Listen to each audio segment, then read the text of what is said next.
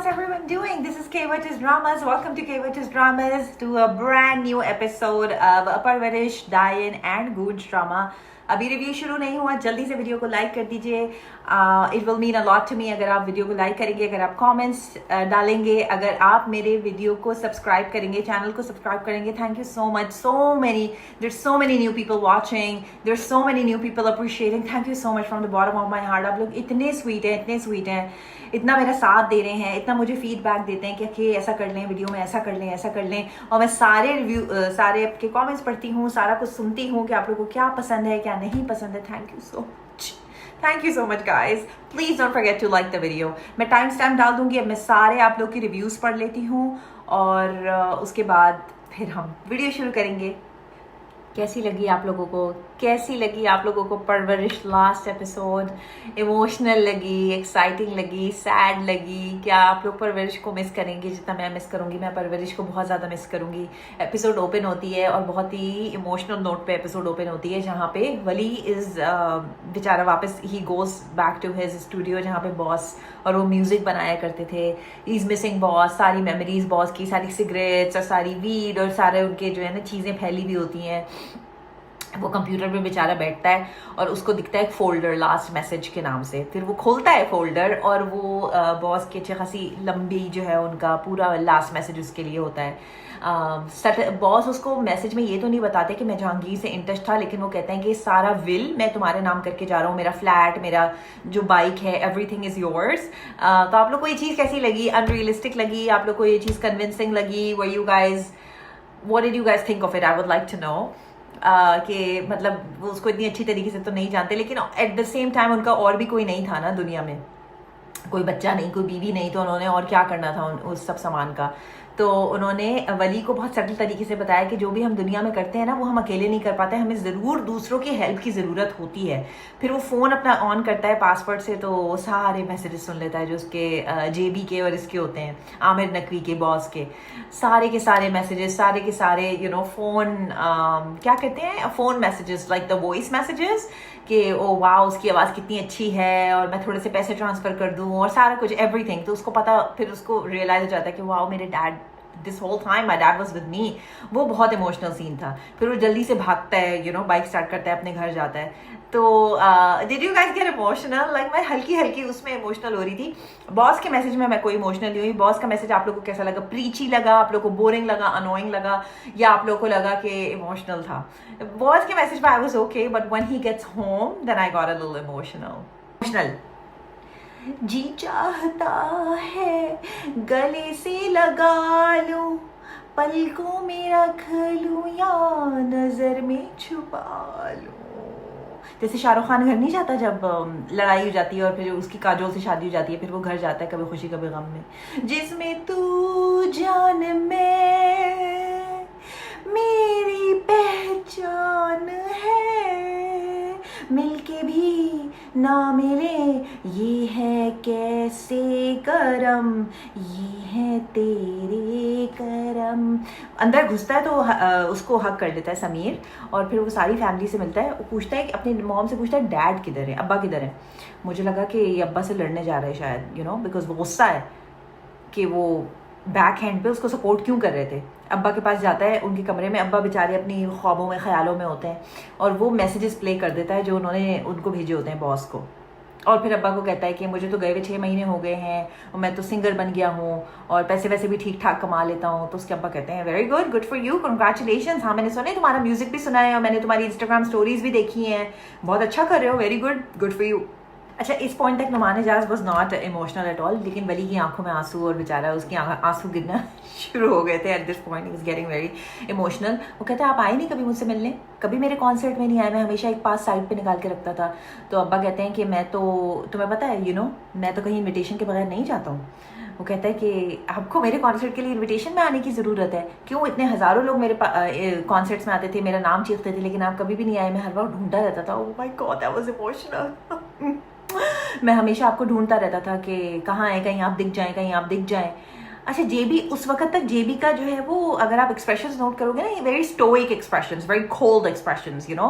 और मुझे I mean this was the longest scene of the entire episode, और I think ये पूरा क्रक्स था ना ऑफ द एंटायर शो, क्योंकि पूरे शो में यही दिखाया ना कि एक नार्सिसिस्ट डैड है जिसको अपने बच्चों के इमोशंस के साथ वो अलाइंड ही नहीं है, उनको अपने बच्चों के साथ कोई बॉन्डिंग ही नहीं है। तो ऑफ कोर्स ये उनका कंक्लूजन था, ये उनका एक, आप समझ लो, उनका क्रक्स था। This was the juice of the show, जहाँ पे वो अपने डैड को रियलाइज करवाना चाहता है कि at the end of the day, I'm your child and you will never be too big of a person, you know, जहाँ आपको अपने बच्चे से ही मिलने के लिए इजाज़त की ज़रूरत पड़े। मतलब आप अगर अपने बच्चे के लेवल पे आके सोच लेंगे तो आप कम नहीं हो जाएंगे। अ लॉट ऑफ पेरेंट्स, कुछ काफ़ी पेरेंट्स की इस तरह की तरबियत होती है ना कि हम अपने बच्चों को हग नहीं करेंगे, हम अपने बच्चों को प्यार नहीं करेंगे, फिजिकल वो नहीं दिखाएंगे अफेक्शन, हम अपने बच्चों से इमोशनल, उनके इमोशंस के बारे में बात नहीं करेंगे। क्यों? क्योंकि हमारा फिर पेरेंट्स है ना, एज अ दर्जा कम हो जाएगा। आई एम सॉरी टू से, लेकिन बहुत सारे पेरेंट्स ऐसे सोचते हैं। शायद मिलेनियल पेरेंट्स जो अब बन गए हैं वो शायद ना सोचते हो, जो लड़कियां अपनी 30s में, लड़के अपनी 30s 40s में, शायद वो इस तरह ना सोचते हो। लेकिन जो हमारे पेरेंट्स की जनरेशन थी उसमें बहुत सारे ऐसे हैं फैमिलीज, ऐसे पेरेंट्स हैं जो अपने बच्चों से इमोशनली बात करना पसंद ही नहीं करते, because they think that it's not necessary. They think कि हमारा दर्जा एज अ पेरेंट कम हो जाएगा अगर हम अपने बच्चों के साथ इमोशनल लेवल पे आके बात करेंगे। तो आई थिंक वो पूरा जो उन्होंने पूरा क्रक्स दिखाया ना, वो जो पूरा इन्होंने you know back to square one, that was great. Wali की परफॉर्मेंस मुझे बहुत अच्छी लगी है इस वाले सीन में। I loved his performance, I absolutely he nailed his performance in this scene specially. जैसे जैसे वली का उस सीन का प्रोग्रेशन होता है ना, वैसे वैसे उन्होंने इमोशनल लेवल कोशंट और ज़्यादा बढ़ाया है। एट दिस टाइम उन्होंने मेक श्योर किया है कि सारी ऑडियंस जो है वो बहुत ज़्यादा इमोशनली इन्वेस्ट हो जाए उस सीन में, और बहुत ज़्यादा रोना धोना स्टार्ट हो जाए। मैं भी काफ़ी ज़्यादा इमोशनल हो गई थी कि वो लड़का इतना रोया है, he cried so much. I felt so bad for him कि वो मतलब एक बार चाह रहा है कि उसके डैड मतलब एक बार उसके इमोशंस को केटर कर ले, एक मर्तबा। लाइक लिटरली उसके जो जुमले थे ना उसमें भीख थी, लाइक उसमें ना रिक्वेस्ट थी। He was literally begging for his dad to at least once cater to his emotions. कि मैं 6 महीने घर नहीं आया, मैं 6 महीने तक मैं 6 महीने घर नहीं आया, मैंने 6 महीने आपको नहीं देखा, आपने 6 महीने मुझे नहीं देखा। मैं सिर्फ एक इंसान को ढूंढता था उन कॉन्सर्ट्स में, मुझे सिर्फ एक इंसान का इंतजार रहता था और वो आप थे। 6 महीनों में ना मैं वली को जहांगीर से दूर नहीं कर पाया, मैं आपके नाम को अपने नाम से डिटैच नहीं कर पाया। And then they show an emotional hug, और उस हग में आई एम श्योर हम सब रोए होंगे। I missed you so much, I missed you so much. बहुत ज़्यादा उनका एक बहुत ज़्यादा अफेक्शनेट हक था। उन्होंने अना जो है अपनी थोड़ी साइड पे रख दी, उन्होंने अपना थोड़ा नार्सिसिज्म कम किया, अपने बेटे को हक कर लिया। Thank God. मतलब उनके जनरेशन में ना कुछ पेरेंट्स ऐसे होते हैं जो बच्चों को हक करने में ना अपना वो समझते हैं कि हमारा दर्जा नीचे हो जाएगा अगर हम बच्चों को अफेक्शन दिखाएंगे, अगर हम बच्चे के सर पे हाथ रख देंगे, अगर हम बच्चे से प्यार से बात कर लेंगे तो हमारा रोब और हमारा दबदबा कम हो जाएगा। आई एम सो अनलकी कि मैंने ऐसे पेरेंट्स देखे हैं अपनी लाइफ में। I am so unlucky. कुछ लोगों को ऐसे पेरेंट्स का पता भी नहीं होगा। कुछ लोग समझेंगे कि आप क्या बातें कर रहे हो, ऐसे पेरेंट्स नहीं होते। लेकिन आई स्वेयर टू गॉड मैंने रियल लाइफ में ऐसे पेरेंट्स देखे हैं जिन्होंने अपने बच्चों के emotional needs, mental health, what is mental health, what is emotional needs, what is emotional availability, nothing. Happy moments उन्होंने दिखाया कि मैरिज थेरेपी के लिए जेबी और महानूर गए हैं, और जेबी ने बताया कि कितनी ज़्यादा इंप्रूव कर गई है उनकी फैमिली की relationships, because family relationships are huge. बहुत सारे फैमिली में यार रिलेशनशिप्स ही नहीं होते, भाई बहन आपस में बात नहीं करते, माँ बाप अपने बच्चों से बात नहीं करते, इंपॉर्टेंट ही नहीं समझते। Like people don't think that it is important to maintain relationships within the family. It's so weird. मैं तो ऐसी बहुत ज़्यादा फैमिलीज़ को जानती हूँ, और देसी फैमिलीज स्पेशली डिसफंक्शनल फैमिलीज़, कि कभी माँ बाप ने बच्चों की शक्ल नहीं देखनी, बच्चों ने माँ बाप की शक्ल नहीं देखनी, भाई बहनों के आपस में इतने ज़्यादा रंजिशें हैं कि उन्होंने एक दूसरे की शक्ल नहीं देखनी। It's horrible. तो खैर यहाँ पे जो है वो थेरेपीज पे जाते हैं और वो बताते हैं कि नुमान जज बताते हैं कि हमने उसकी पसंद की लड़की से उसकी मंगनी करा दी है, और जो हमारी छोटी बेटी है आनिया, मुझे इसका नाम याद हो जाए इस लड़की का लास्ट एपिसोड में, आनिया से जो है हमने वो जो है उसकी थेरेपीज चल रही हैं, तो वो बहुत ज़्यादा खुश है। और हमने बस रियलाइज़ किया है कि एक दूसरे के डिसीजंस को रिस्पेक्ट करना चाहिए, एक दूसरे के डिसीजंस को प्राइवेसी देनी चाहिए है. And you know they have मतलब ये लिखा है, it is a great, I love this scene, honestly I absolutely love this scene, जहाँ पे क्योंकि मैं मेंटल हेल्थ की बहुत ज़्यादा एडवोकेट हूँ और मुझे थेरेपीज में I feel like it gives, चाहे वो किसी भी टाइप की थेरेपी हो, मेंटल हेल्थ थेरेपी हो, इमोशनल हेल्थ थेरेपी हो, फिजिकल हेल्थ थेरेपी हो, any kind of therapy I feel like is very important for the human body and the human brain and the human mind and the human heart. So मेरे लिए तो भाई I just feel like that works magic. अगर आप लोगों ने therapy नहीं try की, किसी भी टाइप की therapy, go ahead, try it, you guys are gonna love it. बहुत आपका माइंड इंप्रूव होता है, बहुत आपकी ब्रेन हेल्थ इंप्रूव होती है. तो वो लोग जो है ना, you know, they are getting along, क्योंकि आप जब एपिसोड 1 में देख रहे एक दूसरे को कुत्ते की तरह वो खाने के चक्करों में थे, महानूर और जेबी, लेकिन अब आप देखोगे उनका relationship has improved a lot. फिर वो ये भी बताते हैं कि वली ने वापस से मेडिकल स्कूल ज्वाइन कर लिया है. वो तो मुझे पहले ही पता था, आई न्यू 100%. जब उन्होंने CPR वाला सीन दिखाया ना, वो रिक्शे में जा रहा होता है और वो किसी को CPR की जरूरत होती है, उस वक्त मुझे पता था 100% एंडिंग इन्होंने यही करनी है कि बंदा वापस मेडिकल स्कूल चला जाएगा अपने डैड की हैप्पीनेस के लिए, क्योंकि वो उसका म्यूजिक तो वायरल हो ही गया ना. महानूर भी कहती है कि उसने बहुत अच्छे कंपोज किए हैं कुछ सॉन्ग्स. दिल में जो था हम ना छुपा सके, इतने थे जो हम ना बता सके. बहुत ही ज़बरदस्त उनकी आवाज़ है. तो सोशल मीडिया पे काफ़ी वायरल हो गए थे. तो अब वो अपने डैड की खुशी के लिए थोड़ा मेडिकल भी पढ़ रहे हैं, because he was a smart guy, he was never dumb, he was a smart student. तो उसने, ये तो मुझे पता ही था कि ये तो एंडिंग में इन्होंने दिखाना ही दिखाना है कि ये बंदा वापस मेडिकल स्कूल गया है, क्योंकि यही एक तरीका था इसका माया से शादी करने का. अदरवाइज माया से शादी शायद नहीं कर पाती अगर ये वापस, क्योंकि माया की फैमिली का ये बहुत था ना कि इसके फ्यूचर का क्या होगा, ये क्या होगा, वो क्या होगा. तो चलो, एक तीर से दो शिकार हो गए कि डैड भी खुश हो गए और माया की फैमिली भी खुश हो गई, तो दोनों डॉक्टर्स बन जाएंगे, मियाँ बीवी मजे करेंगे. लाइब्रेरी वाला सीन, मुझे लाइब्रेरी वाला सीन बहुत ज़्यादा क्यूट लगा. जब ऐसे ही होता है भाई, ऐसे ही होता है, ये सब ने किया है यूनिवर्सिटीज़ में, कॉलेजेस में, कि फ्रेंड जो है वो कहती है कि जाओ ना, बात करो ना, बात करो ना, बात करो ना. और वो बेचारी अमल इतनी ज़्यादा नर्वस होती है, उस लड़के के पास जाती है, उससे कहती है कि मुझे यही किताब चाहिए, आप प्लीज़ मुझे यही किताब दे सकते हो. कहता है कि भाई आपके पीछे एक कॉपी ये और रखी हुई है, आप प्लीज़ वो कॉपी यूज़ कर ले. नहीं, मुझे ये किताब चाहिए, इसमें मुझे नोटेशंस. यार यही होती है फ्लर्टिंग, और लड़कियां जो है नर्वस हो जाती हैं और फिर लड़कों को ही कुछ ज़रा करना पड़ता है, क्योंकि लड़कियों से नहीं हो पाता. जो if you like somebody too much, फिर आपसे नहीं, नर्वसनेस तो होती है. ये सब लोगों ने इससे रिलेट किया होगा. Everybody has been through this situation. वो बेचारा लड़का आता है वो माया से कहती है, तुम गई थी ना, तुम्हारी क्या बात हुई इस लड़के से, बताओ ना क्या बात हुई. तुम किताब लेकर आई हो, बस यही, बस. वो लड़का इतनी देर में आता है माज और कहता है कि ये किताब ना मेरे नाम पे इशू हुई भी है, तो अगर आप चाहें तो मैं नाम बदलवा दूं. तो अमल उसको कहती है कि नहीं नहीं मैं करवा दूंगी ना, मैं करवा दूंगी.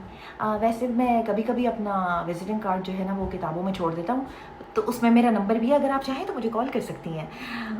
माया कहती है फिदा हो गया तुम्हारे ऊपर, फिदा हो गया, फिदा हो गया, फिदा हो गया, बंदा तुम्हारे ऊपर फिदा हो गया है. भाई बहुत ही क्यूट लगा मुझे उनका scene. That was very very cute and adorable. तो फिर आपको पता ही है कि बस फिर उनका दिखा दिया गया ना, सिलसिला शुरू हो गया, क्योंकि माज भी उनको तो बहुत ज़्यादा पसंद करते हैं. फिर एंड नोट्स में दिखाया है कि आनिया बच्ची का नाम है, तो वो सॉरी कार्ड अपने डैड को देती है. उनकी भी जितनी भी आपस की उनके जितने भी आपस के डिफरेंसेस होते हैं वो भी रिजॉल्व हो जाते हैं. और माया और वली भी बहुत हैप्पी होते हैं मेडिकल स्कूल में. And then the ending note scene, I am pretty sure ये सीन बहुत पहले शूट हो गया था, बिकॉज ये सीन हमें कब से दिखा रहे हैं टीजर में ना. वो जो बारबेक्यू सीन होता है जहाँ the entire family is sitting and playing board games and barbecues happening and everybody is having a fun time. Overall Parwarish was a great watch. और अगर आप पाकिस्तानी ड्रामे, अगर आपको नहीं पता कौन से क्वालिटी पाकिस्तानी ड्रामे आपने स्टार्ट करने देखना, आई वुड रिकमेंड परवरिश. मैं तो जहाँ भी जाती हूँ कोई भी मुझसे पूछता है कि अभी हम पाकिस्तानी ड्रामे हमने देखना शुरू नहीं किए हैं, कौन से देखें, तो मैं कहती हूँ कि हाँ रिसेंटली परवरिश बहुत अच्छा है, please give it a watch. If you guys are you know starting off with Pakistani dramas, give it a watch. Quality drama, great performances, great story, there's no loopholes, there's no stupidity, there's no ridiculousness. Overall I loved Parvarish and I believe ऐसे ड्रामे और बनने चाहिए हमारी community में. Unfortunately हम लोग डायन और मन मस मलंग और इस तरह के स्टूपिड ड्रामा ज़्यादा बनाते हैं, क्वालिटी ड्रामास बहुत कम आते हैं. अरे कर्ज़े जान आया था, अब ये आया है, अब देखिए नेक्स्ट क्वालिटी ड्रामा क्या आएगा. But overall, I loved it. I'm gonna miss it. Goonj drama episode number 4. Listen, I like Goonj. You know, koi kuch bhi kahe, maybe it's not that popular, maybe it's not that famous, but I enjoy watching it. It is a very light-hearted watch कि बस लब सीधा सीधा drama है, कोई आपको दिमाग नहीं लगाना पड़ रहा, सीधी सीधी परफॉर्मेंसेज हैं, कोई कॉम्प्लेक्सिटीज़ नहीं है, कोई कॉम्प्लिकेशंस नहीं है, कोई मुश्किल मुश्किल जुमले नहीं है, सीधी सीधी कहानी है with a strong message. Of course work place harassment is a very very strong message. तो आज होता ये है कि ज़ैनाब को जो लास्ट एपिसोड में बहुत बातें सुननी पड़ती हैं गौहर से, नबील जिनका नाम है, तो उनको बहुत बातें सुननी पड़ती हैं, तो बहुत ज़्यादा गुस्सा होती हैं. मुझे समझ में नहीं है, मैं पहले कल रात को भी, मतलब कल रात को जो पार्टी थी उस वक्त भी मैंने उनको कहा था, I was just figuring it out that why is she not going to HR. Why, पूरा एपिसोड में यही कहती रही, why is she not going to HR, why is she not going to HR. अब तो उसकी पोजीशन और strong हो गई है, तो अब तो HR में भी जो ऑफ कोर्स जिसकी हायर पोजीशन होती है, HR को उसका इतना ही इम्पैक्ट लेना पड़ता है. अगर कोई सबऑर्डिनेट को इंटर्न HR के पास जाएगा तो उसकी बात को शायद वो इतना ना सीरियसली लें. Although they are supposed to be very neutral, they are supposed to be very anonymous, they are also supposed to take each and everything that comes to their desk very very seriously. और जितनी higher position होती है उतना ज़्यादा HR को seriously लेना पड़ता है उस सिचुएशन को. तो वो जो है क्या करती है, नेक्स्ट डे जो है वो अपने डैड से बात करती है नाश्ते की टेबल पे कि यू नो ऐसा ऐसा हो रहा है. तो वो हरासमेंट का कुछ नहीं कहती, वो कहती है कि एक्चुअली मुझे प्रमोशन मिलता है, तो मिल गया. तो डैड कहते हैं कंग्रेचुलेशंस, दैट्स अमेजिंग. तो कहती है कि हाँ like you know somebody is like really trying to make it difficult for me. तो उसके डैड कहते हैं हाँ वर्क प्लेस जेलसीज तो होती हैं ये वो. अभी उसके डैड को इतना नहीं पता कि इस हद तक बात आगे बढ़ गई है. फिर वो जाती है वहाँ अपने ऑफिस जाती है, वहाँ उनको फिरोज़ बेचारे बहुत ज़्यादा, फिरोज़ का मुझे नहीं पता कि उनकी जो इश्क है मोहब्बत है वो किस कहाँ तक वो सक्सेसफुल हो पाएंगे, लेकिन वो बेचारे आगे पीछे होते रहते हैं उसके. तो वो कहते हैं उससे कि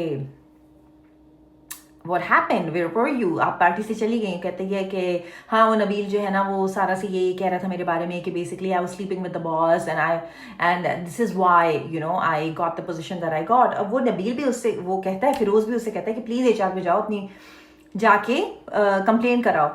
वो जरनाब उसको इतना स्टूपिड रीजन देती है, कहती है कि नहीं अभी तो मेरी नई नई पोजीशन शुरू हुई है और मैं नहीं चाहती कि अभी से मैं HR के पास जाके जो है ना ये कंप्लीट कर दूं. पोजीशन नहीं हो, पोजीशन स्ट्रांग हो, what that has to do with your harassment at work place. मतलब फर्स्ट डे हरासमेंट हो या 15th डे हरासमेंट हो या 500 डे हरासमेंट हो, harassment is harassment. And why would HR look at as oh इसकी अभी नई जॉब शुरू हुई है, अगर इसको नया नया प्रमोशन मिला है और ये अभी से अपना केस लेके आ गई है. मतलब HR इतने ज्यादा, मुझे नहीं पता भाई पाकिस्तानी कॉर्पोरेट का क्या सीन है, अब लोग मेरे ऊपर चढ़ना शुरू कर देंगे, लेकिन I don't know, I have no idea. मतलब यहाँ पे there is no leniency when it comes to harassment at workplace.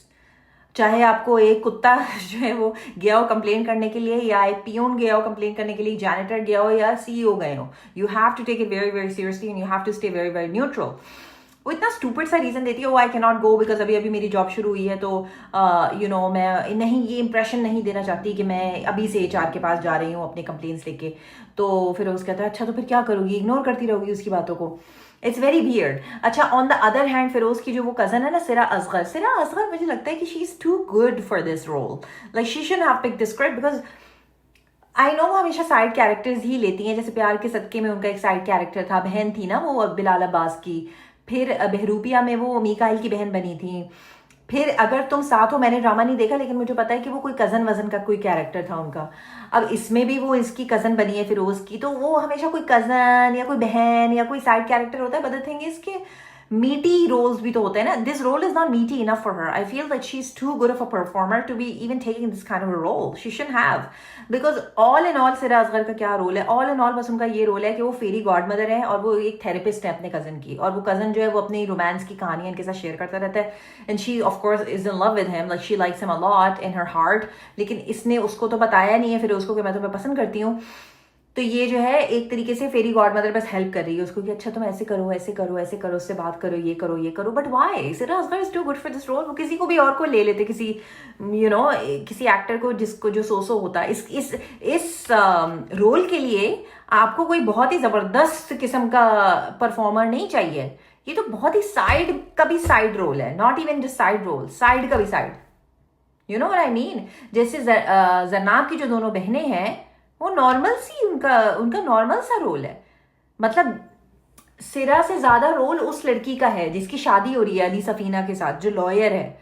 मतलब I am just saying that Sira should not have taken this role because she is too good of an actor to be taking this kind of roles. Like ये तो बिल्कुल ही like you know like a lower level of somewhere in the background kind of a role है। Anyways, तो वो party के बाद जो है वो फिरोज खड़ा हुआ होता है और फोन मिला रहा होता है जरनाब को।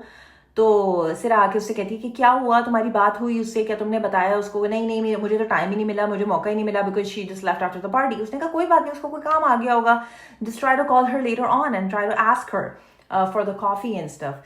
It's I was just feeling sad for Sira, but because I think like she's a wonderful performer and she shouldn't be taking these kind of roles. Anyways, उसके बाद क्या होता है कि एक न्यू इंटर्न आती है। न्यू इंटर्न वही है बहरूपिया वाली जो नहीं थी, फुप्पो की जो बेटी थी जो चली जाती है लाहौर फिर काम वाम करने के लिए, वो न्यू इंटर्न आती है। तो वो नबील आ जाता है पीछे से कि मैंने भी तो कहा था कि मुझे असिस्टेंट की ज़रूरत है और तुम जो है तुमने मुझे क्यों नहीं असिस्टेंट दिया? तो जरनाब, क्योंकि उसका जो बेसिकली उसका जो मोटिव है वो जरनाब की जिंदगी मुसीबत बनाना है उसका मोटिव, राइट? चाहे वो किसी भी तरीके से हो, but his job is just to make her life more and more difficult. वहां फिर उसको कहता है कि मुझे भी तो असिस्टेंट चाहिए थी। तो यू नो वो फिर वो जो होती है, आई थिंक वो एचआर की वही बंदी होती है, वो कहती है कि ठीक है ये तो इंटर्न है और इसको तो ये तो इनएक्सपीरियंस्ड है, तो इसको जरनाब के साथ काम करने दो। तो नबील कहता है मुझे इनएक्सपीरियंस और एक्सपीरियंस से फर्क नहीं पड़ता, मुझे तो बस हेल्प की जरूरत है और तुम मुझे कोई हेल्प अरेंज करके दो। तो एचआर इज लाइक ठीक है हम तुम्हारे लिए हेल्प अरेंज कर देते हैं, no problem at all, but let this person work with Zarnab. तो वो लड़की जरनाब के साथ काम करने लगती है। तो वो सेट वेट पे वो जो जाते हैं वो एड शूट कर रहे होते हैं। तो वो ना जाके ऊपर क्या करती है, एक ना बल्ब ठीक करने लगती है। तो वो ना उसको देख रहा होता है गौहर ना गौर गौर से। It's so stupid. एनीवे, फिर पीछे से जो है वो आ जाता है जैनेटर के मैं ठीक कर देता हूँ मैम, मैं ठीक कर देता हूँ। तो गौहर जाके जैनेटर को कहता है कि क्या जरूरत थी तुम्हें बीच में आने की, इतना अच्छा व्यू तो नजर आ रहा था। तो जरनाब सुन लेती है, उसकी खूब क्लास लेती है कि what the hell do you mean by this, और तुम्हारी हिम्मत किस तरह हुई ये बोलने की, ऐसे बात करने की। वो जाती है HR. This was the most stupid scene I have ever seen in my entire lifetime. वो एचआर जाती है, पाकिस्तान कॉर्पोरेट वर्ल्ड में कोई लोग काम करते हैं तो हमें बताएं आप लोग के एचआर का किस तरीके का एनवायरमेंट है।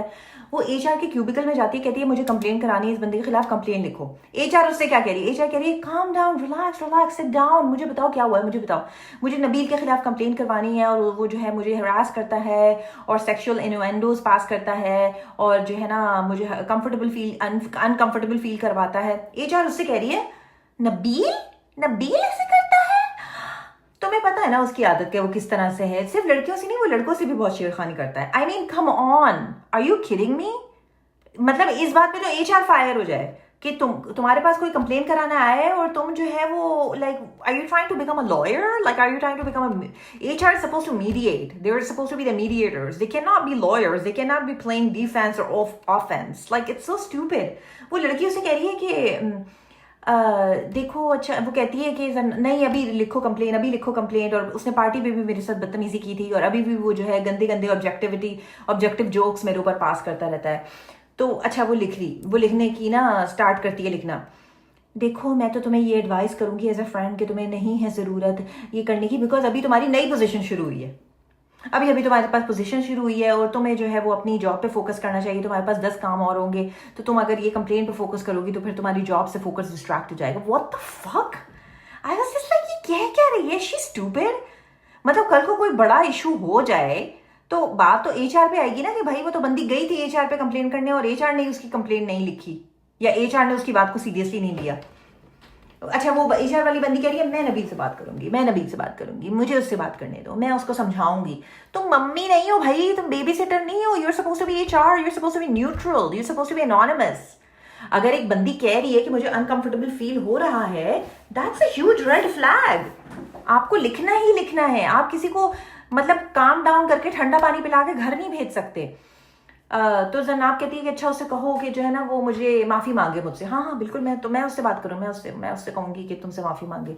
इतना स्टूपिड सीन था वो, आई एम सॉरी टू से, इतना स्टूपिड सीन मैंने अपनी लाइफ में नहीं देखा। मतलब मुझे पता है पाकिस्तानी ड्रामे की जो मैस ऑडियंसेस है वो बहुत ही लोअर तबके के लोग हैं, वो जॉब्स नहीं करते होंगे, कुछ जो लेडीज़ होंगी वो हाउस वाइफ्स होंगी, you know what I mean, like हमारे जैसे लोग बहुत कम इस तरह के ड्रामे देखते हैं जो you know we have corporate roles and we are educated and we are qualified and we have, but I mean इसका ये मतलब तो नहीं है कि आपको पता है कि अच्छा हमें देखने वाले इतने बेवकूफ हैं कि उनको क्या समझ आएगा, हम कुछ भी बस लिख देते हैं, हम कुछ भी बस दिखा देते हैं। मतलब इतना स्टूपिड सीन आपने लिख दिया कि मतलब आइंदा अगर कोई लड़की अनकंफर्टेबल हो तो एचआर के पास जाए नहीं, क्योंकि उनको पता है HR is not gonna take them seriously. अभी अभी तो तुम्हें तो पता है ना वो तुमसे सीनियर है, तो सीनियर है तो क्या हुआ भाई। मतलब एक लड़की की सेल्फ रिस्पेक्ट है, वो कह रही है कि उसे अनकंफर्टेबल फील हो रहा है, आप लिखें कंप्लेन, आप एस्केलेट करें। मतलब बहुत ही डम, आई एम सॉरी टू से, बहुत ही डम सीन था वो। फिर उसकी बहन का दिखाते हैं कि उसकी बहन जो लॉयर है ना वो जाती है अली सफीना के कमरे में कि आप उससे बात करने आए थे, तो अली सफीना उसको ताना मारता है कि हाँ बात करने तो आया था लेकिन आप नुमान के साथ बहुत बिजी थी।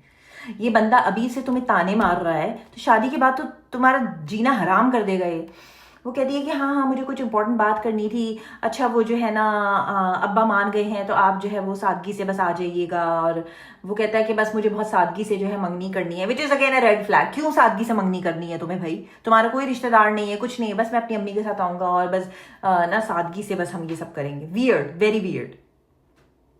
एनीवेज फिरोज जाता है फिर ना डर डर के और जनाब से कहता है कि जनाब can I talk to you for a second, कि आप मेरे साथ कॉफ़ी पियेंगी। वो कहती है हाँ बिल्कुल कॉफ़ी के लिए I am okay, but the thing is that आज मैं बहुत बिजी हूँ, काम बहुत है, तो फिर कभी।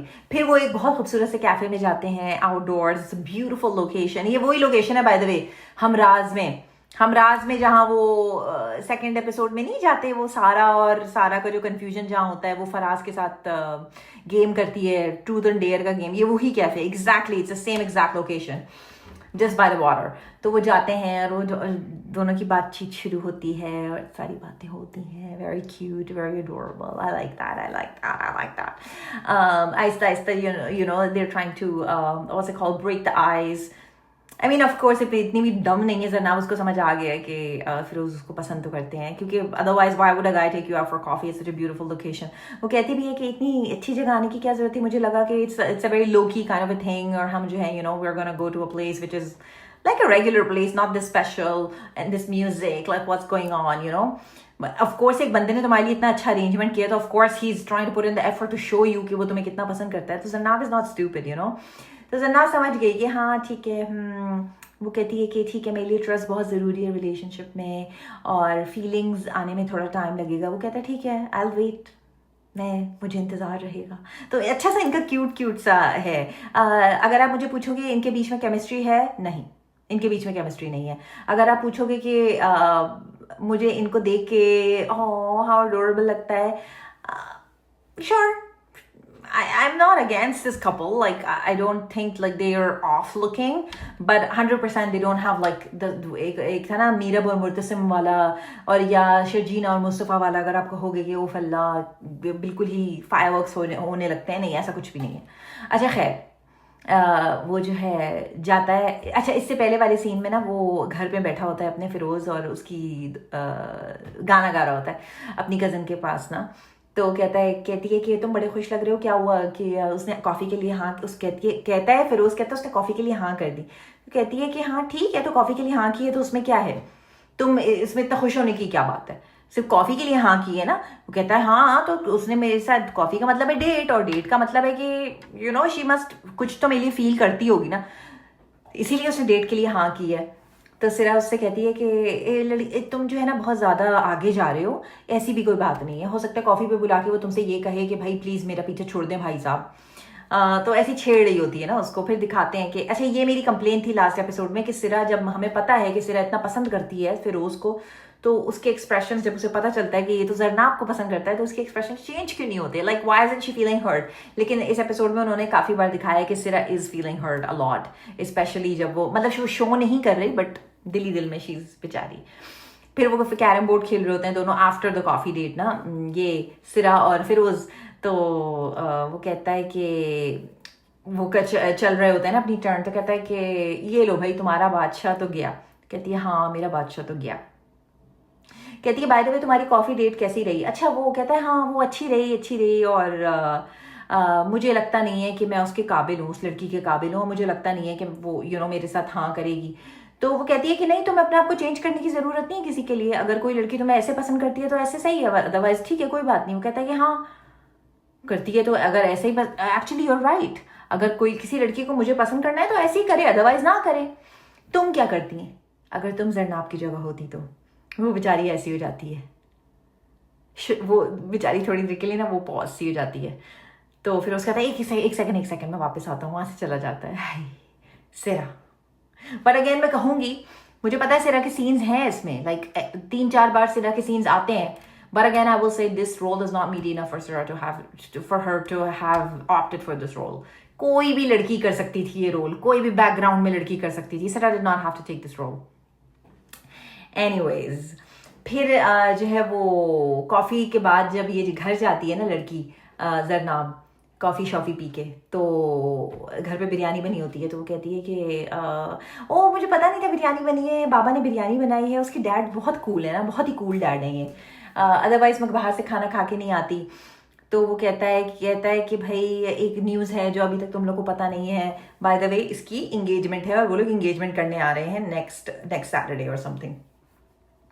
तो सारे घर वाले ना ऐसे हो जाते हैं, जो छोटी बहन है वो भी अजीब सी हो जाती है और जरनाब भी अजीब सी हो जाती है। जरनाब कहती है ओ अच्छा ये तो ये सरप्राइज़ था, ये तो बिल्कुल ट्रूली एक सरप्राइज़ है हमारे लिए। छोटी बहन कहती है हाँ ये तो मेरे लिए भी सरप्राइज़ है। डैड कहते हैं हाँ ये तो मेरे लिए भी सरप्राइज़ है। मतलब घर वालों में से कोई भी खुश नहीं है कि ये शादी हो रही है, और मतलब they're okay with her choice, they're just not okay with the pace. मतलब बहुत फास्ट चीज़ें हो रही हैं।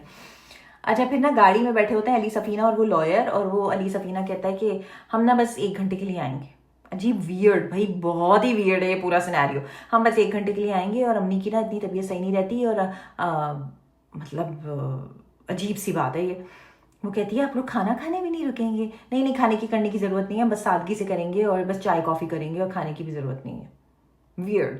फिर डाइनिंग टेबल पे भी वो कहती है कि मेरे ना वो कह रहे थे, पता नहीं क्या उसका नाम है, अली सफ़ीना का, आई डोंट नो, वो कह रहे थे कि वो रिश्तेदारों को नहीं लेके आएंगे, बस अपनी अम्मी को लेके आएंगे। भाई मंगनी हो रही है तो अच्छा, उसके डैड कहते हैं दैट्स वेरी ऑड, रिश्तेदार नहीं आएंगे उसके, कोई नहीं आएगा फैमिली में से। कहते हैं नहीं वो नहीं चाहते कि इतना एहतमाम हो, और मुझे तो ये फैमिली 2 नंबर लग रही है। जो आदमी इतना छुपा रहा है अपनी फैमिली को, मतलब उसके जो है अम्मी जो है वो सिर्फ अम्मी ही है। How is it possible? कोई नहीं है आपके, कोई फ्रेंड्स, कोई कॉलीग्स, कोई neighbours, like you have nobody, कोई भी नहीं है।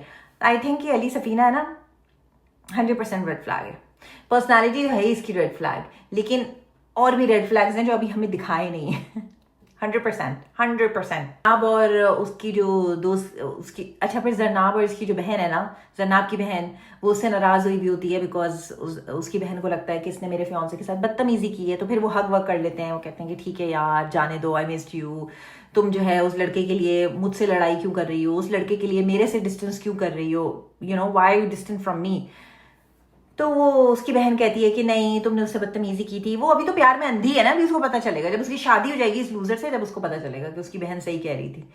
खैर एनीवे, लेकिन उसकी फैमिली बहुत सपोर्टिव है, तो वो अब कर रहे हैं शादी। अब जहां वो बेटी कह रही है कि ऐसे ऐसे करना है, वैसे वैसे वो कर रहे हैं, क्या कर सकते हैं। टाइम ड्रामा एपिसोड नंबर 49, तड़पेगा तू भी, तड़पेगा तू भी, तड़पेगा तू भी, मान ले बेदर्दया,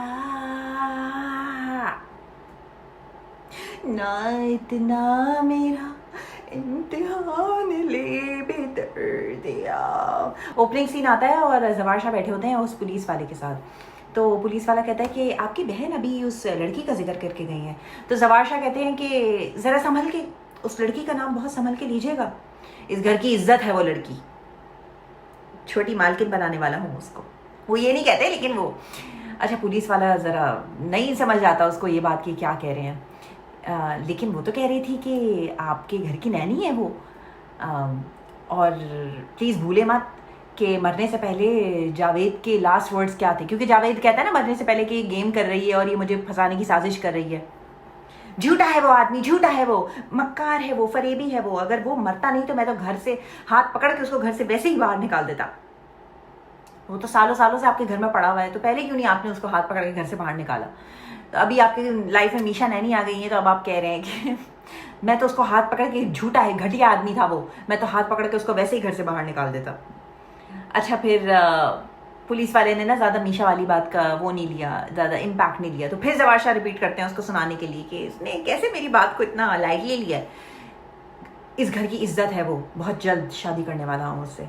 तो वो ना पुलिस वाला ऐसे थोड़ा सा यूँ हो जाता है कि ओह हॉट आइटम के साथ शादी करने वाले हैं, अच्छा।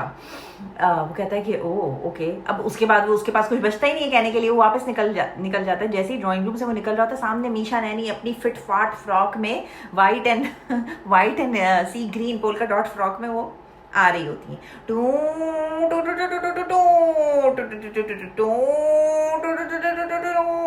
स्लो मो में ना दोनों एक दूसरे के सामने वॉक कर रहे होते हैं, क्योंकि आपको पता है एपिसोड तो अभी 49 ही हुए हैं ना, अभी तो हमें 109 तक जाना है।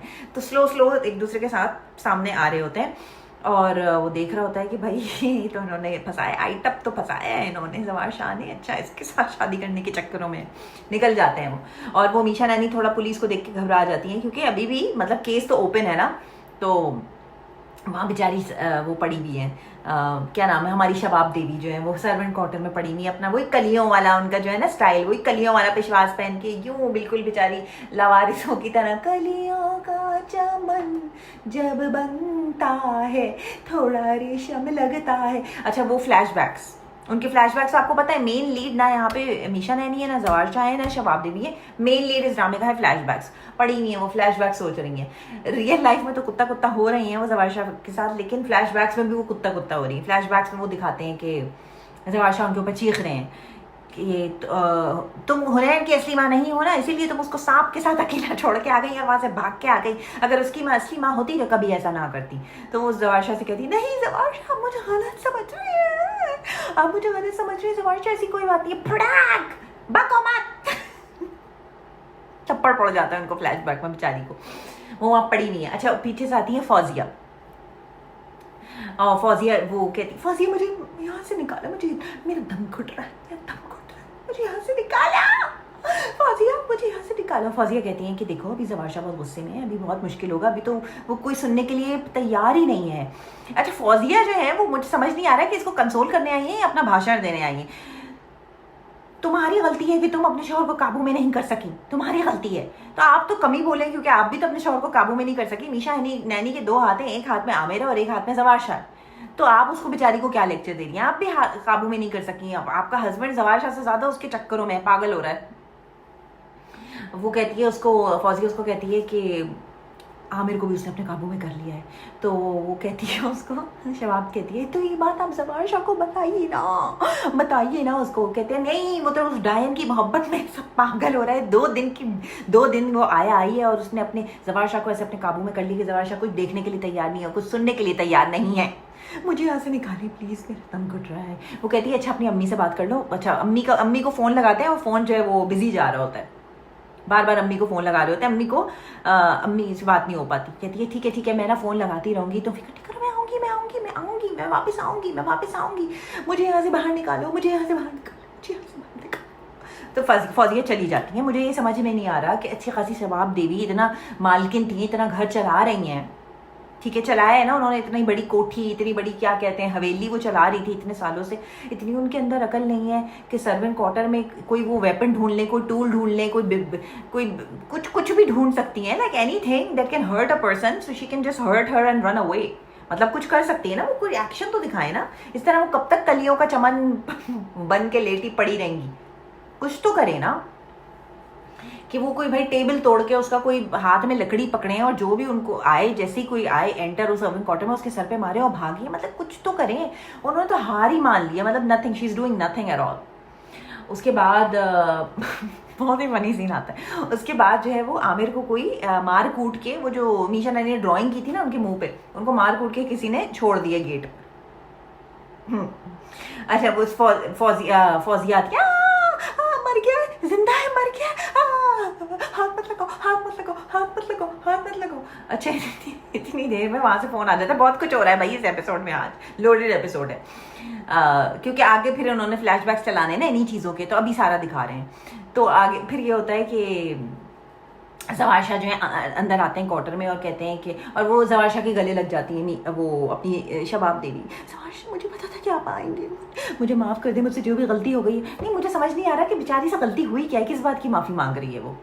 मतलब कि हस्बैंड ने अफेयर चलाया तो बीवी क्यों माफी मांग रही है? बीवी ने तो नहीं चलाया अफेयर, लेकिन बीवी माफी मांग रही है, मुझसे गलती हो गई, मुझे माफ कर दी, मुझे माफ कर दी ज़बारशा, मुझे माफ। वो कहता है कि मुझे तुम्हें कुछ बताना है, तुम्हारी माँ को। मुझे लगा कि आंटी चल बसी कि सब, मतलब आजकल यही माहौल चल रहा है ना कि पहले जकिया गई, फिर जावेद गए, अब आमिर भी जाने वाले हैं आजकल में। तो मैंने कहा कि आंटी ने सोचा हो कि जब सब माहौल ऐसा है तो फिर मैं भी, why not me as well. लेकिन उसने कहा कि तुम्हारी मॉम को ना ब्रेन हैमरेज हो गया। क्या? अम्मा को ब्रेन हैमरेज? अब आंटी को बैठे बैठे ब्रेन हैमरेज कैसे हो गया? आंटी को तो कुछ पता ही नहीं है ना, चीटिंग के बारे में पता है ना। अच्छा, चीटिंग के बारे में आंटी को पता है, लेकिन आंटी बहुत चिल थी चीटिंग के बारे में। मतलब इट्स नॉट लाइक वो उस बात की टेंशन नहीं ले रही थी आंटी को चीटिंग वीटिंग का। तो मुझे पता नहीं है कि बैठे बैठे उन्हें किस तरीके से हैमरेज हो गया, बस हो गया। तो वो कहती है कि मुझे उनसे मिलने लेके जाएं। तो ज़बारशा कहते हैं हाँ मैं तुम्हें उससे मिलवाने लेके जाता हूँ। दोनों हॉस्पिटल जाते हैं। तो वहाँ खड़े हुए होते हैं दोनों हॉस्पिटल में, आंटी को देखने जाते हैं। तो वो कहता है कि अच्छा अब मैं जा रहा हूँ, मुझे फ़ोन आया, उस ज़बारशा को फ़ोन आता है, वो आमिर वाला सिनेरियो के लिए फ़ोन आया होगा उनको। क्या? अच्छा। तो वो जा रहे होते हैं, मुझे यहाँ अकेले छोड़ के जा रहे हो? कहते हैं मेरे यहाँ सारे गार्ड्स हैं और मेड्स भी हैं, तो तुम्हें यहाँ मेरी ज़रूरत नहीं पड़ेगी। तो शबाब देवी ना बिल्कुल ही बस अब एक ट्रैजिक वो बन गई हैं। वो एक क्या कहते हैं हम उनको, डैमज़ल इन डिस्ट्रेस। एक वक्त था जब ये आदमी मेरी एक चूं पे चा नहीं करता था, मेरे एक आंसू निकलने से पहले ही ये फायर ब्रिगेड ऑर्डर कर देता था। और अब अच्छा, इससे पहले एक बहुत फनी सीन होता है। ज़बारशा बैठे होते हैं, अपना चाय की ट्रॉली जो उनकी सब वक्त सजी रहती है ना, रात के 3 बजे भी उनकी चाय की ट्रॉली सजी रहती है, चाय पी रहे होते हैं वो। मुझे लगता है मनहूस मीशा आके ना अपना दिमाग ख़राब करेगी, लेकिन थैंक गॉड फौजिया आती हैं। वो कह रही होती हैं कि मैं बहुत बार इनको ट्राई कर चुकी हूँ आंटी को कॉल करने का, जिनका ब्रेन हैमरेज हो गया, but she is not answering the phone. तो वो उससे कहता है कि सुनो आमिर कहाँ है? कहता है कहीं बाहर गया हुआ है, थोड़ा ना नज़र रखा करो, कहीं वो भी जावेद की तरह इधर उधर के लिए। बस कर दें आप, अल्लाह ना करे कि वो जावेद की तरह, जावेद से तो मत मिलाएं उसको। भाई जावेद से वर्स है, वो तुम्हारे सामने चीटिंग कर रहा है, तुम उसको बता क्यों नहीं रही हो ज़बार को कि बाय द वे मुझे जो है ना ये रंगे हाथों मैंने इन दोनों को पकड़ा है? पता नहीं वो बता क्यों नहीं रही है, लेकिन इस बात का वो वेट कर रही है, मुझे समझ नहीं आ रहा है। एनीवे, हॉस्पिटल पहुंचते हैं सबके सब, जहाँ आमिर का डॉक्टर कहते हैं बहुत बारबेरिक तरीके से उनके ऊपर जुल्म किया गया है और बहुत महारत से उनकी किडनी निकाली गई है, जैसे कि ऑपरेशन किया हो, और भी ऑर्गन्स मिसिंग है। पता नहीं कौन कौन से ऑर्गन मिसिंग है आमिर की बॉडी में। बंदा जिंदा कैसे है भाई? चलो किडनी निकाल ली, लेकिन और कौन से ऑर्गन मिसिंग है कि वो बंदा जिंदा है? अच्छा, ये हॉस्पिटल जो है ना, ये इन्होंने खरीद लिया। निहाल की डिलीवरी इस हॉस्पिटल में हुई थी, शबाब की कभी तबीयत ख़राब होती है वो इस हॉस्पिटल में, जवार की तबीयत ख़राब होती है वो इस हॉस्पिटल में, किसी का इंतकाल होता है वो इस हॉस्पिटल में। तो ये हॉस्पिटल का फ्लोर जो है ये इन्हीं का है, ज़वारशा का। अच्छा, पुलिस वहाँ पहले से खड़ी हुई है, वही अंकल जो सुबह मीशा नैनी को घूर रहे थे ना कि वो हो हॉट आइटम, वही अंकल यहाँ भी खड़े हुए होते हैं। आई डोंट नो उन अंकल को किसने बुलाया है, मतलब किसने उनको इत्तला किसने दी उनको कि भाई यहाँ पे ये सब चल रहा है, यहाँ पर drama. I don't know what he was doing there. अच्छा, फौजिया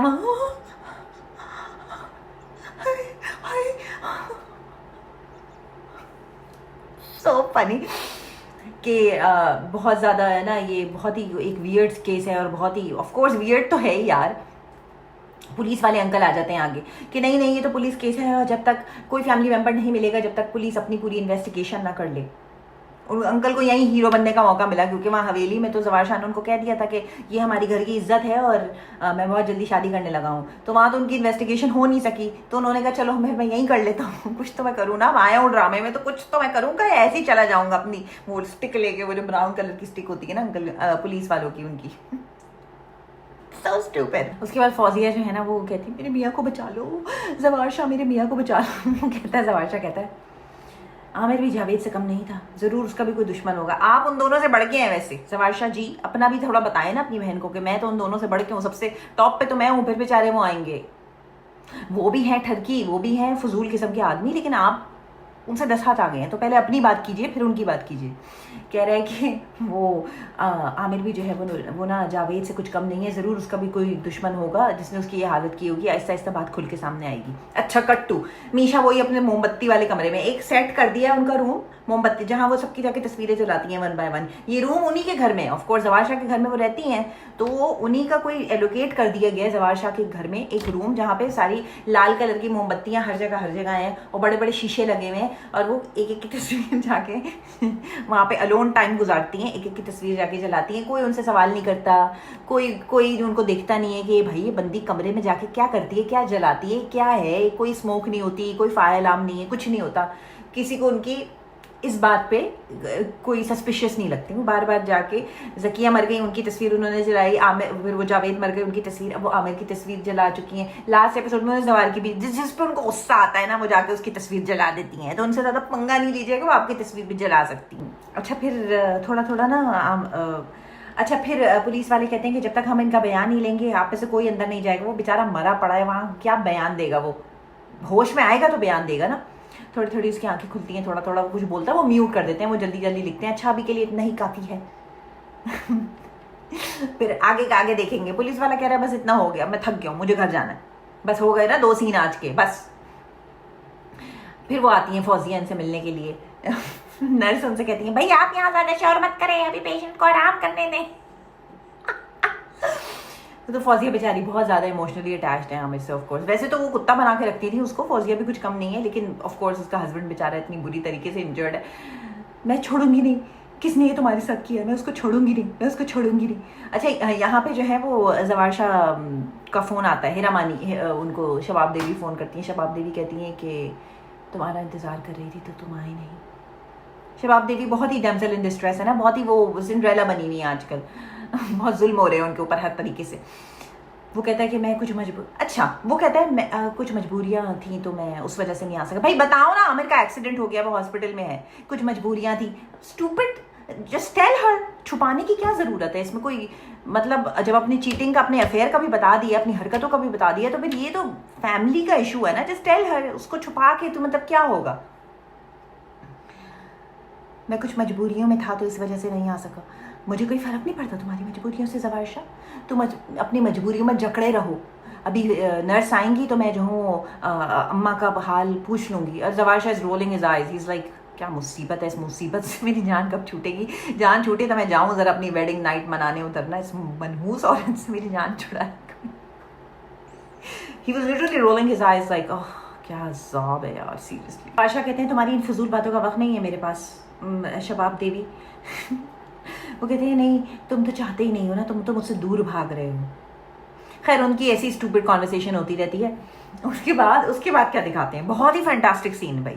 उसके बाद दिखाते हैं कि प्लास्टिक सर्जन अंकल जो नहीं है हमारे, वो रोड पे रैंडमली उनको वो नज़र आ जाता है, जीप में वो बैठा हुआ होता है। उनका जो डॉटर का जो मर्डरर था ना, जो बॉयफ्रेंड तो नहीं था, जो एडमायरर था डॉटर का, जिसने डॉटर का मर्डर कर दिया था, जीप में वो जा रहा होता है बड़े मज़े से अपने दोस्तों के साथ। तो क्योंकि आपको पता है कि कराची शहर एक बहुत ही, आपको पता है 2-3 गलियों का ही है बस, है ना। तो जैसे कि लाहौर है, मैं मंटो नहीं हूँ मैं, जहाँ पे जैसे ही सर उतरते हैं सर मंटो उतरते हैं, वहीं फरहाद की गाड़ी आके उनको पकड़ लेती है। तो वैसे ही बस यहाँ पे भी कुछ होता है, क्योंकि कराची शहर में उनका हो जाता है इंटरैक्शन। वो जीप में देख लेते हैं, वो पहचान जाते हैं, तो हिल जाते हैं। वो सर्जन कराची के सबसे बड़े टॉप सर्जन हैं, वो हिल जाते हैं। वो बंदे का पीछा कर रहे हैं अपनी गाड़ी में, उसकी तस्वीरें ले रहे हैं छुप छुप के। मतलब कि आप कोई डिटेक्टिव हायर नहीं कर सकते, आपको पीआई हायर नहीं कर सकते, आपको उसका पता है अच्छी तरीके से, उसका सारा डेटा है ना, आपको उसका नाम पता है, उसका एड्रेस पता होगा, आप कॉलेज से आराम से उसका एड्रेस निकलवा सकते हैं। इतने आप इन्फ्लुएंस तो है, आप गने दे रहे हैं, जब गन दे रहे हैं आप मीशा नैनी को, आप जब मर्डर करवा रहे हैं लोगों के खुलेआम, आपके पास इतनी रिसोर्सेज नहीं है कि आप जो है वो एक पीआई हायर करें, सारा डेटा निकलवाएं, उस पीआई से कहें कि भाई किसी ना किसी तरीके से हमें इसका निकाल के दो सारा का सारा, कि हम देखें कि क्या करता है, कहाँ रहता है, ताकि हम इसको जाके मर्डर करें, हम और मीशा नैनी। नहीं, आप खुद निकल गए गाड़ी है, जोश में, हम भी हैं जोश में, निकल गए अंकल अपने ग्लासेस पहन के। क्या बकवास नॉनसेंस हम देख रहे हैं यार, honestly what are we watching. अच्छा, प्लास्टिक सर्जन अंकल ने जल्दी से मीशा नैनी को टेक्स्ट कर देते हैं उसकी पिक्चर, और मीशा नैनी तो ये है वो बदबख्त नगीन का कातिल। नहीं तो तुम क्या करोगी उसकी पिक्चर देख के? अब तुमने यहाँ पे निपटा के सारे मर्डर्स निपटा के फिर उधर जाना है उसका मर्डर करने के लिए। मतलब what is the reason that he sending you this picture? Like what do you have to do with this? मतलब वो जाए ना, पुलिस के पास जाए प्लास्टिक सर्जन अंकल, और बोले भाई इस बंदे ने मेरी बेटी का मर्डर किया, इसको पकड़ो और इसको चढ़ाओ फांसी पे। नहीं, उन्होंने मीशा को सेंड करी भाई तस्वीर कि मीशा जब तुम अपने इन मर्डर से फारिग हो जाओ ना, तो ये एक और मर्डर लाइंड अप है, ज़रा देख लेना। यहाँ भी तुमने इतना जो मैंने तुम्हें मेक ओवर दिया है ना, ज़रा यहाँ भी काम करो आके। ये नहीं कि अपने ही मर्डरों में लगी हुई हो तुम। फिर म्यूजिक आ रहा है,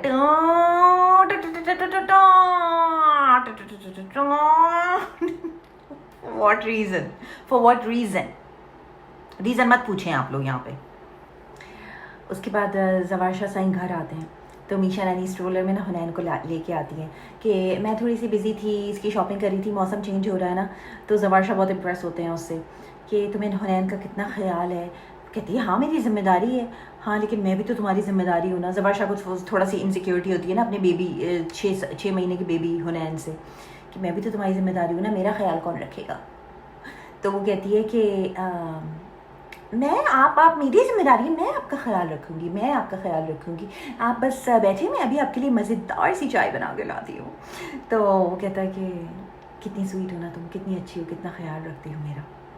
तो वो कहती है कि हाँ, वो कहती है मीशा नैनी अपने दिमाग में कहती है हाँ निहाल को तो अपनी जिम्मेदारियाँ निभाना बहुत अच्छी तरीके से आता है।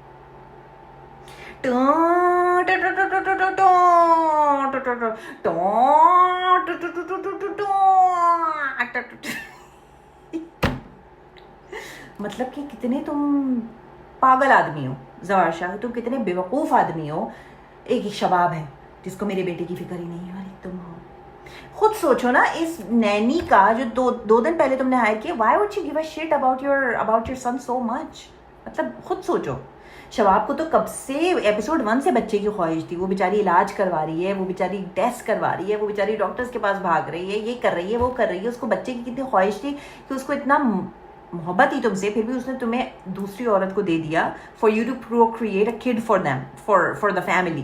कि उसको वारिस चाहिए था, वारिस चाहिए था। ये कल की आई नैनी है, बच्चे के लिए शॉपिंग कर रही है, बच्चे को सांप से बचा रही है। तुम्हारा दिमाग कहाँ घुटनों में नहीं। आपने एक बहुत कहावत सुनी होगी, मैं कंप्लीट नहीं करूंगी, जो लेडीज होंगी वो समझ जाएंगी कि आदमियों का दिमाग कहाँ होता है। एग्जैक्ट समझ गए आप।